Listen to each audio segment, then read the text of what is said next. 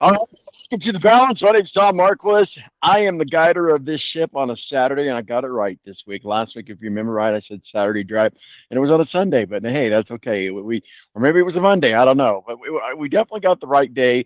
Beautiful day here in Indianapolis, mid 70s. We've had a lot of rain, and I'm glad that the rain has subsided a lot. And as a lot of you may know, here in eastern Indiana, uh, flooding has just been terrible. There's been state of emergency evacuations. Homes have been destroyed. So it's good to see that these river levels are starting to go down.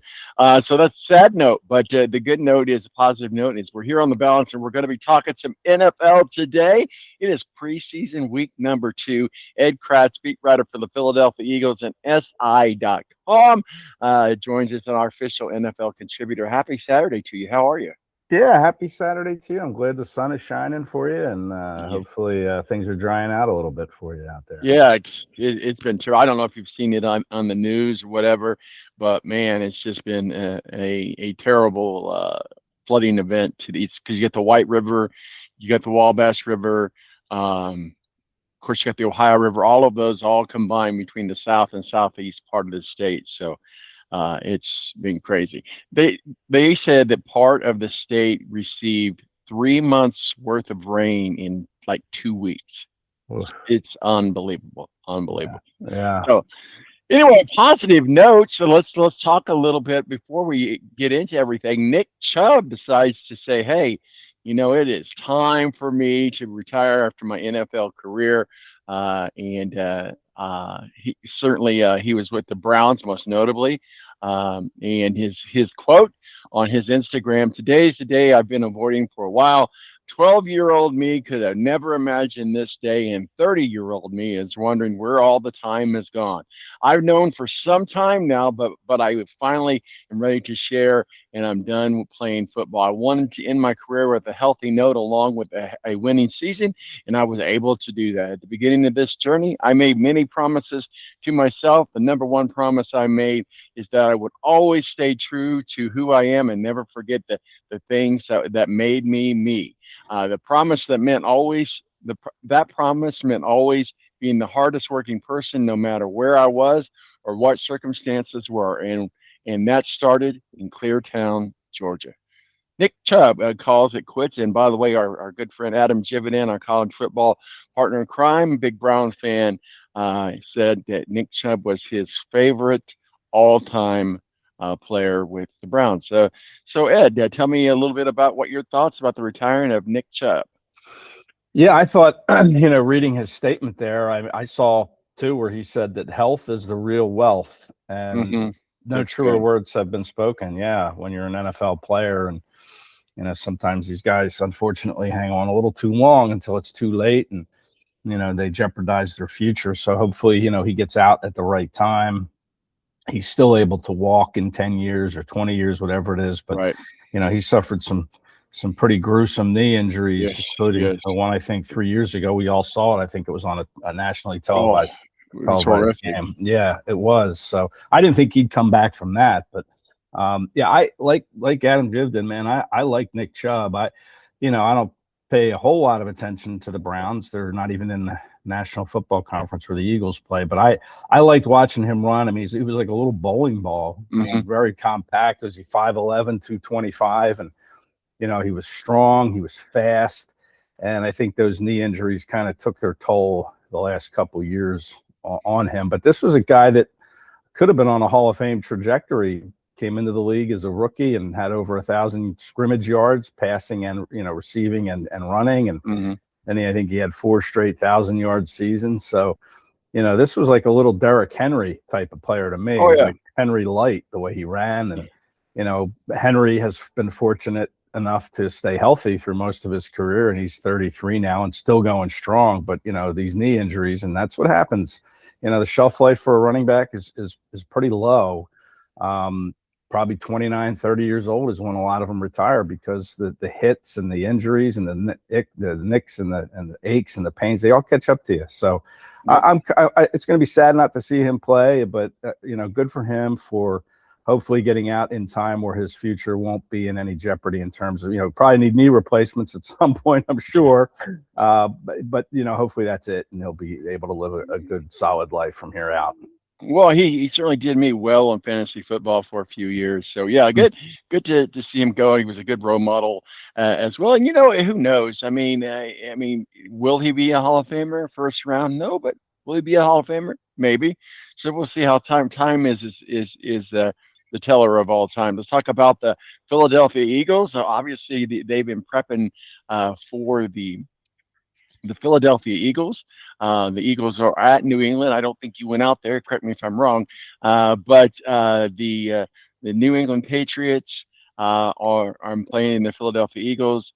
And so, what are your thoughts on? Of course, the Eagles had a disappointing opening against the Ravens, but that was to be expected. But we saw a lot of things. We talked about it last week with the Eagles as far as things that they need to improve on. Did you see any of that this week in practice as far as making improvements, making adjustments? What are some of the takeaways of this week as you get ready for the Patriots? Yeah, I thought, I did not go out to New England. I decided to try to keep clinging to summer as long as I could. So I went down to Ocean City, New Jersey. Yeah, I know. Where the weather was just fantastic, and the ocean water was just so warm you couldn't get out of the ocean. But anyway, I digress. The Eagles, I think, it showed us some improvement based on people who were there. They always like to place a win or a loss on a joint practice, and people gave the Patriots a win in the first one, and then the Eagles a win in the second. But I think when you evaluate players, and that's really what these joint practices are about, is evaluation. I thought the Eagles reportedly showed some pretty good things, especially on the offensive line. They were really gashing the Patriots' defensive front for big gains in the running game with Saquon Barkley and Will Shipley and Tank Bigsby. And, I think we're going to see a big role for Saquon Barkley on the ground this year. So it looked good when the first offense was out there for the most part. Jalen Hurts threw some interceptions. I think he had 3 on the first day, 2 on the second. It's going to be some growing pains with him. He usually takes very good care of the football, but this new offense that Sean Mannion is bringing in is leading him to throw the ball over the middle more where there's more traffic. So he's going to have to kind of know exactly where he's going and make an accurate throw, or interceptions could plague him. So that was one thing I saw I didn't like. A thing I saw I loved is Jalix Hunt, their outside linebacker in his third year, who was the first player in Eagles history to lead the team in sacks and interceptions in the same year last year, 6.5 sacks, 3 interceptions. Just really looks like he's on the brink of stardom. He just dominated. He had an interception. He strip sacked a fumble and then recovered it. He was jawing with Mike Vrabel over after a heated play. Him and Mike Vrabel were going at it verbally. So this kid really, to me, he's had a great camp. 3rd round pick from a couple years ago. Just to me, he's ready for liftoff and to have a great season. I think he could be an all-pro type player off of the edge. But I think the cornerback struggled against Drake May a little bit when there wasn't pressure on him. He was able to complete passes. A.J. Brown, the former Eagle, now with the Patriots, kind of roasted the Eagles secondary a little bit. Highly motivated, I'm sure A.J. Brown was, to play against his former teammates. They won't play in the regular season, but this was his chance to do it. And he played well. And cornerback depth is something I'm concerned about coming out of that Baltimore game last week. And that's one thing I'll be watching when they play the Patriots tonight, is who's going to kind of step up behind the all-pros, Quinyon Mitchell and Cooper DeJean, and even Reek Woolen. Reek Woolen had a big practice on Thursday, day 2, had a pick-6 interception from about 98 yards. But he was not good the day before, and that's kind of the problem with Reek Woolen. Had a great start to his career in Seattle, but kind of tailed off, and I think sometimes he has a tendency to get a little bit lazy with his work, and he's a little bit of a concern. They won't play tonight, but again, I want to see the cornerback depth. I want to see how that shows tonight in New England. Well, yeah, and we're going to get into this through some of these other teams, but yeah, this is the week when the players who haven't really nailed a spot down, they need to do it this week, because next week, I mean, obviously we're going to be doing heavy on the starters, and it's going to be their get ready week, because this is it. So this is the week for players to shine, and hey, either earn your job on another team or keep the job where you're currently with, whether it be with the Eagles, the Colts, or what have you. Speaking of which, we're going to move around the league as quick as we can as possible, because we want to make sure that we get to all the teams. Rather than just the Colts and the Eagles. But speaking of the Colts, real quickly, the three Indianapolis Colts who really need a standout performance this week. And of course, we talked about him last week, Riley Leonard, in the first two preseason games. At least Indianapolis will be rotating that quarterback situation, trying to figure out who's going to be that. Riley Leonard, Anthony Richardson, started in preseason one. They're going to start Riley Leonard today at 1 o'clock. We play the Falcons, and then kicker Blake Group, the kicker job should belong to Group, but who's had a better and more consistent camp than Spencer Schrader. So we'll see what's happening there.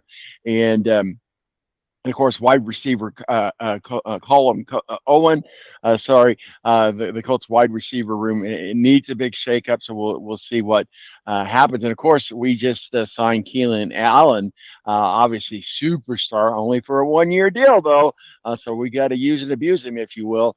But we know another player on the Colts who started out as a 1-year deal, and he's now the starting quarterback for the Indianapolis Colts. So a 1-year deal doesn't necessarily mean 1 year, but hey, we got to get the most out of him if we can. And you think that Keenan Allen is a huge add to that, especially not knowing what Alec Pierce is going to do. So, it's hats off. Finally, Ballard and maybe Steichen, but Ballard definitely grows some kahunas and, gets out the checkbook and says, hey, we're going to make this happen. We need to win this year. So real quickly, run down on what you think about the Colts. More importantly, what do you think about the adding of Keelan Allen to the roster from the Chargers? Yeah, I mean, you're right. I mean, he's a super veteran. He's 34 years old. You don't know what point of his career he is in. Certainly, I would say on the downside of it, he hasn't had. I think he's only had 1,000-yard season in the last 4 years.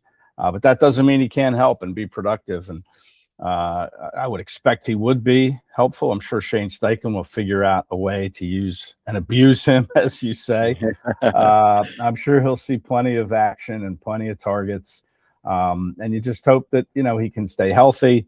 You hope that he can still create separation and pick up some yards after the catch. All that stuff you want your receiver to do. One of the things I've seen here in Philly is whenever you bring a receiver in late in camp, it takes a little time for them to kind of build up to what they could potentially be by the end of the year. We saw it with Jahan Dotson when the Eagles brought him in here, and late with a trade, they never really developed a whole lot of chemistry, him and Jalen Hurts. So you hope Daniel Jones and Keenan Allen can develop that timing and that kind of mental telepathy where Jones knows where Allen's going to be on a route, and he can throw it with timing, with accuracy. Sometimes those things take a little bit of time to develop. Julio Jones was someone who came to Philadelphia late in his career, mid-30s, and things never worked out for him either with the timing, the chemistry. He didn't have a lot left. He was a lot slower than he had been. So I'm not saying that's Keenan Allen, but again, when you sign a veteran player like that, you don't know what condition you're going to get from him. It's certainly not the Keenan Allen of yesteryear, but it doesn't mean he can't help and be productive. Yeah, absolutely, and that's I think that's the whole key is to bring in Keenan Allen. Let's help him form this and shape this wide receiver group to what it's supposed to be. Basically bring him in. Let's use his expertise and learn from him. And I just think if nothing else, give us just that extra edge in the wide receiver group to win some ball games. Let's bounce around the NFL. We got about 10 minutes here, and let's see how fast we can do this. Let's talk a little bit about the Jets. The Jets were in action last night. Veteran quarterback Geno Smith looked sharp in his lone series, going a perfect 7-7 for capping 69 yards. Of course, you had Janelle Woods and rookie Amar Cooper. What are your thoughts about the Jets this year? Yeah, I mean, you're kind of counting on Geno Smith here to have, a better year than he's had last year. Exactly. But the defense, you pitch a shutout last night against the Steelers team that wasn't playing Aaron Rodgers. Obviously, they were trying to see what they have in their rookies. I don't think Mason Rudolph played either, who was considered the top backup. Now, I'm not sure he'll stay that way. Maybe they look to trade him. I don't know how they feel about Drew Aller, the kid from Penn State, and Will Howard, the kid from Ohio State. Was drafted last year. Aller came this year, but those were the starters last night. And to not put up any points is a little concerning. So maybe that helps Mason Rudolph. I'm not sure both these rookies will make it. I wouldn't think the Steelers are going to keep 4 quarterbacks. So, no. Yeah, it depends how they evaluate them. Do they get rid of Howard or Aller? And I'm sure someone would grab one of them. Or do you get rid of Mason Rudolph and keep the kids? But you have a 50-year-old man, Aaron Rodgers, playing quarterback, or however old he is, not quite 50. But do you want a veteran backup like a Mason Rudolph? And then you have to make a decision on these kids. But you asked me about the Jets. I like the Jets defense, obviously, pitching a shutout. But it's all going to depend on Geno Smith and how he's ready to respond to some of the adversity he's had the last couple of years. Yeah, absolutely. And, looking forward, we're starting our fantasy football drafts. We got the balanced draft on Tuesday, and then another draft, fantasy league that I'm in the following week. So a lot of people are looking, okay, what's going to happen with my starters? And, one of the things is with fantasy, you want to look at the starters. We'll have a whole another segment just for fantasy. But let's talk about the San Francisco 49ers rookie wide receiver, Dijon Zellberg, continued his stellar summer catching pass from Brock Purdy in his first snap and tallying 46 yards as the offense dropped 41 points. San Francisco 49ers, what say you, sir? Yeah, they're a threat every year with Kyle Shanahan as the coach. And now maybe they have this receiver, Deshaun Stribling, who in the preseason has been hard to defend, hard to guard. Can he translate that into the regular season when he's going against greater competition? He's going against starters consistently. I'm a little surprised they are using him as much as they are, because now they're putting stuff from him on tape for other defenses to evaluate once we hit the regular season. But so far, so good from him. And if he can continue what he's doing into the regular season, that makes the 49ers that much more difficult to play. And they're already tough to play. But, again, a tough division.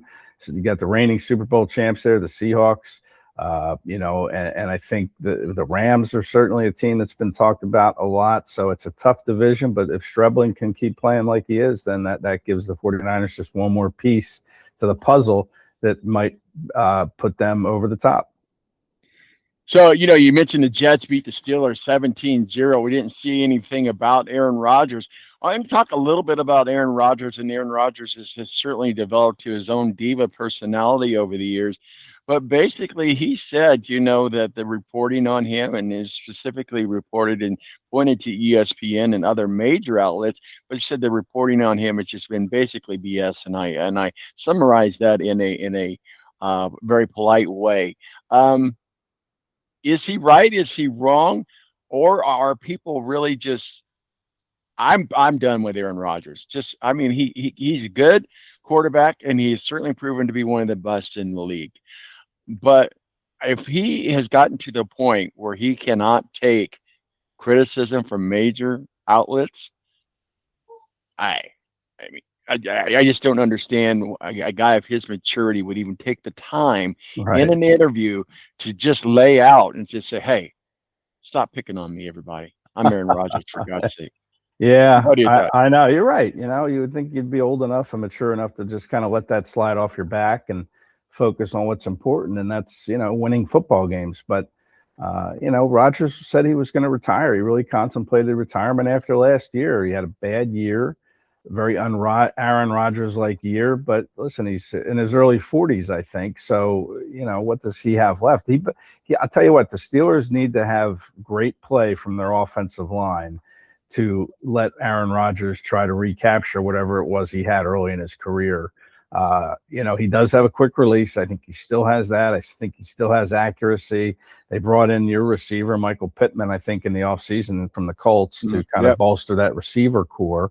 We'll see if it's done. But to me, it all starts up front. And I don't know if the Steelers have that type of offensive line that can build that wall around Aaron Rodgers. So Rodgers came back to play with Mike McCarthy, who he had early in his career in Green Bay. I didn't think they got on very well. I think that was one of the reasons McCarthy was fired, was him and Rodgers' relationship wasn't good. So I was surprised to hear that that's why he came back. But, Mike McCarthy's a good offensive head coach, and, maybe he can get Rodgers playing somewhat close to the level he was early in his career. But I don't know. I mean, you're right. Rodgers gets distracted by the weirdest things. So, he's got to maintain his focus if he wants this to be a successful year for him and get the Steelers at least to win a playoff game. They haven't won a playoff game, I think, in 10 years. So, that's kind of the goal in Pittsburgh.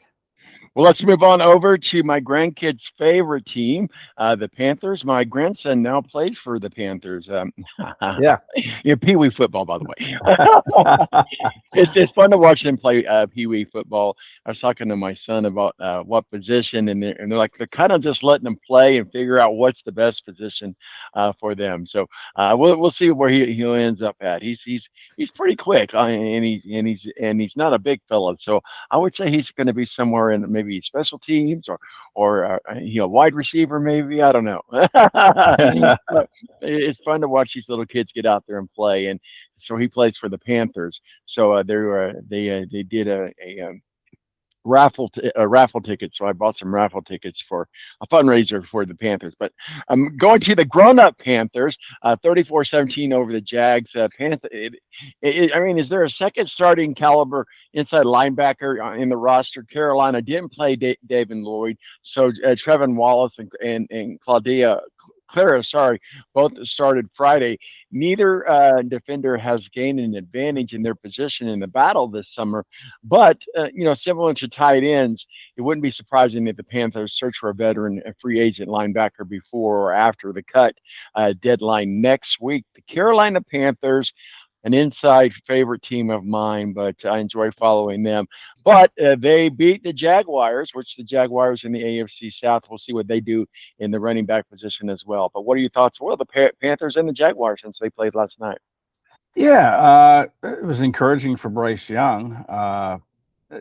He played better than he did in the preseason opener. And, that's how they feel about Bryce Young, is he's still playing preseason games to get out there and get the reps and to prove himself. A lot of these quarterbacks don't play in the preseason, the starters.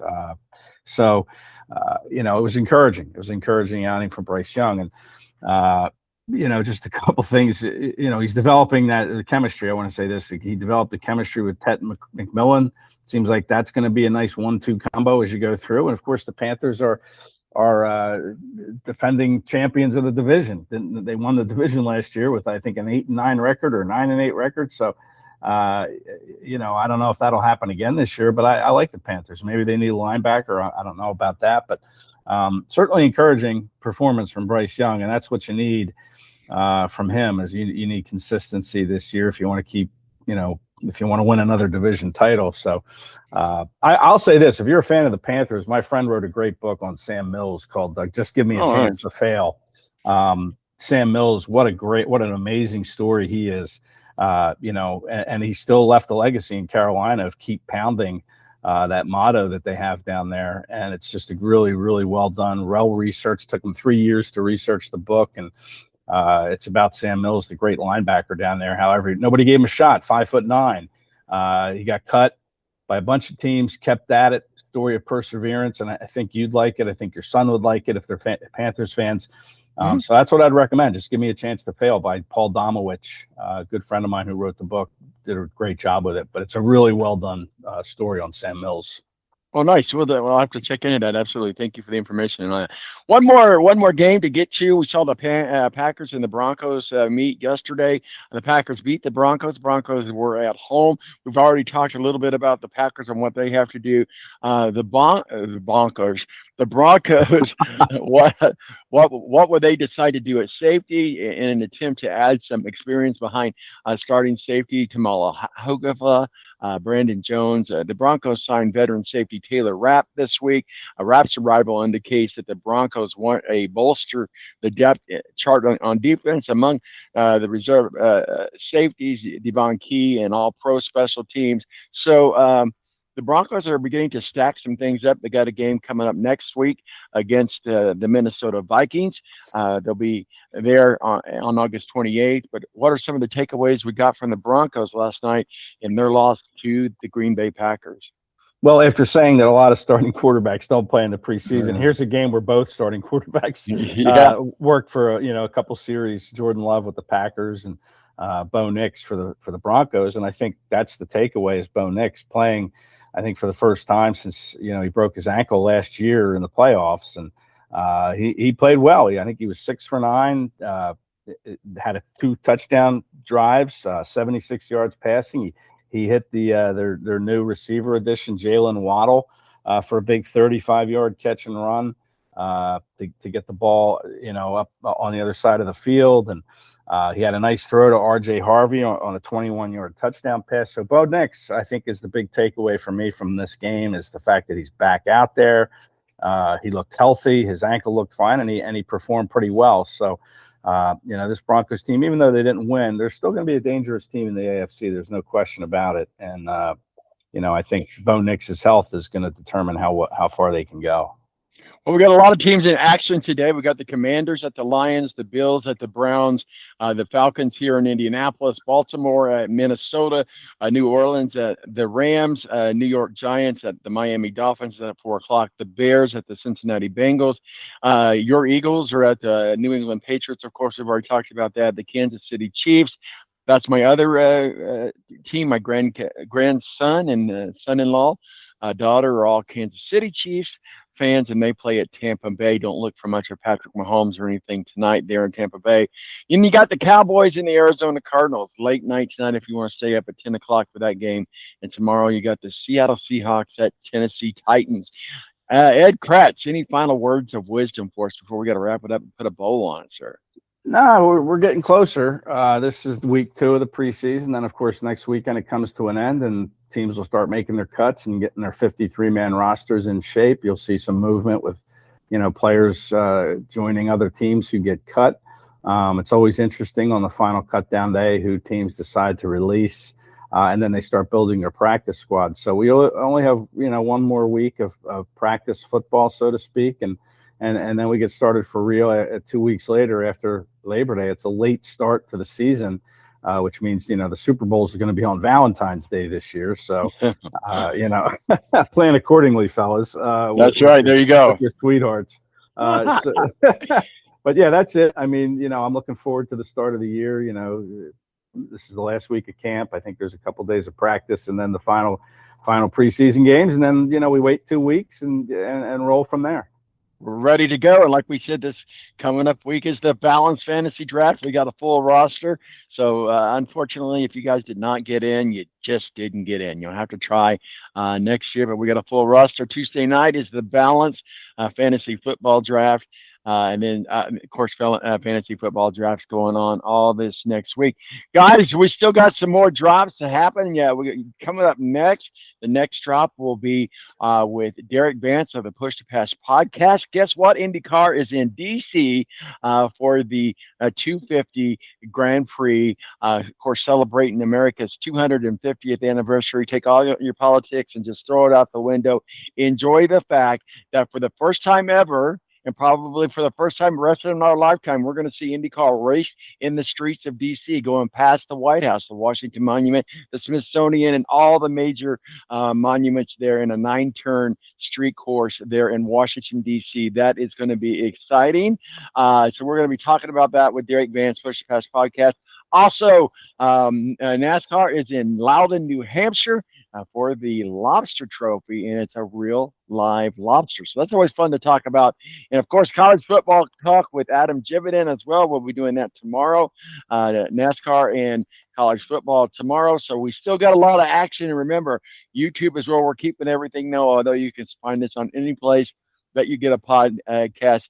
Ed Kratz, beat writer for the Philadelphia Eagles from the City of Brotherly Love, and our official our official NFL contributor. But feel free to jump in any NASCAR segment that you want there, Ed. And any final words of wisdom for us, Ed?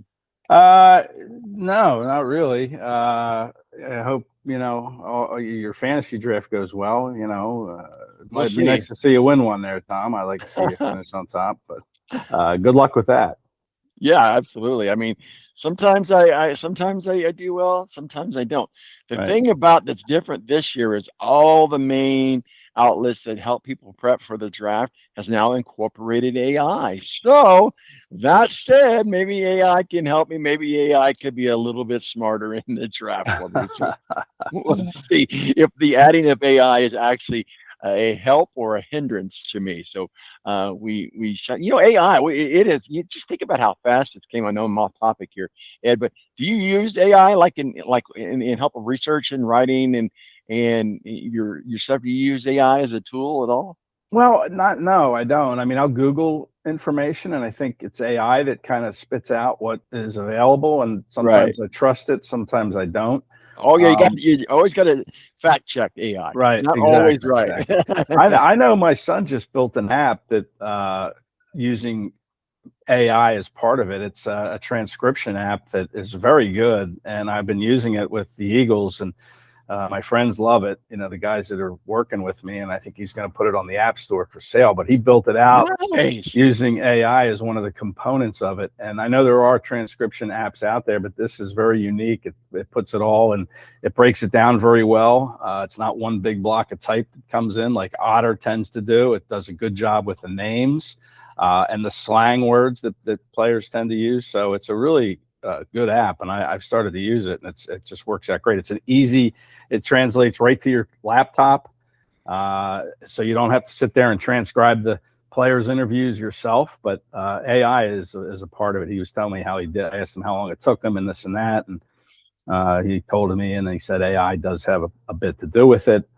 So he's using it. And it sounds like he's using it for good because, I worry about AI being bad and then we all end up in a Terminator situation in 5 years and, we're fighting Terminators. But I Well, don't know. here's the thing. I have to admit I use AI for just different things like, hey, can you help me plan a menu, or can you help me do this, or can you help me? But sometimes not even realizing it, I've used like family members' names and stuff, and like it'll say something like, oh, I think Melissa will like this, and I'm like, whoa, that's your point. Yeah. It is kind of AI. Really, what it does is it gains the knowledge that you give it. It only uses knowledge that it already knows. But I'm so old, and I won't say you're old, but you and I are close in age. But Yeah. I'm so old that we're like, oh, I don't know about this, but I guess the kids are using it in school now, and it's I guess it's got its useful purposes. But gosh darn it, get off my lawn! I'm telling you.